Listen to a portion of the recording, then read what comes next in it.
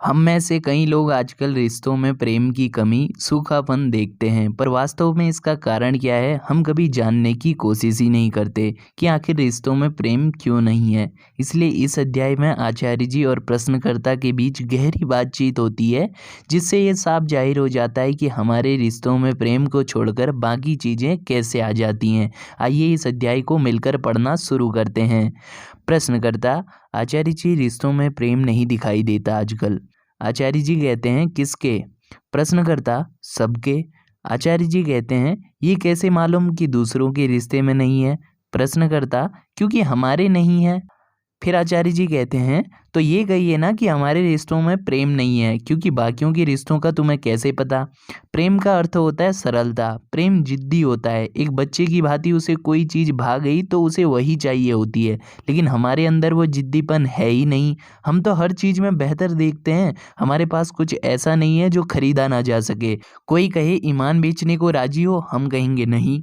100, हम कहेंगे ना। कोई कहे 1000, हम कहेंगे ना। लेकिन फिर कहते करोड़ तो कहेंगे और फिर कोई कहे 10 करोड़ तो हम कहने लग जाएंगे जी, बात बन सकती है। देख पा रहे हो, हमारे पास ऐसा कुछ है ही नहीं जो नॉट फॉर सेल होता हो। दुकान पर जाते हैं हम किसी चीज़ के लिए, अगर दुकानदार बोल दे इस ब्रांड का सस्ता और अच्छा मिलेगा तो हम वही खरीद लाते हैं। हम ऐसे हैं।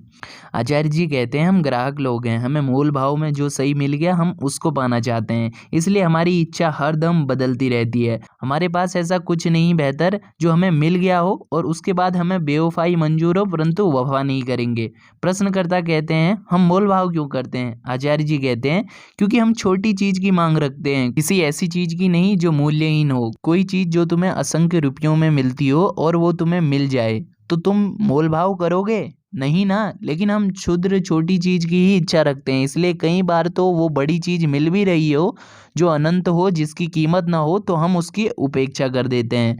मानव होने का अर्थ है हमारे अंदर अनंत संभावनाएं हैं, और कई बार ये पता भी चल जाए तो इंसान डर जाता है, मानने को राजी नहीं होता कि वो इतना बड़ा है। नतीजा उम्र बढ़ती रहती है और एक इंसान जो 25-30 का हो गया है वो फिर भी ऐसा आचरण व्यवहार करता है जैसे 10-15 साल के बच्चे। वो मानने को तैयार ही नहीं कि मैं बड़ा हो गया हूँ। ऐसा करने में स्वार्थ भी है और यह मनोरोग भी है। फिर इंसान बड़ी जिम्मेदारी से बच जाता है ना, और ये एक तरह का मनोरोग है। बहुत लोग कहते हैं बीमार रहते हैं तो बहुत सुविधा मिलती है, आसपास नौकर चाकर रहते हैं, लेकिन ये तो मानते हो जो बात स्वस्थ रहने में है वो बीमारी में नहीं। अध्यात्म में बीमारी जैसी चीज ही नहीं है, वहाँ आत्मा की बात होती है, और आत्मा कभी दुर्बल, असहाय, कमजोर नहीं होती। शरीर बूढ़ा हो सकता है परंतु आत्मा सदैव जवान रहती है।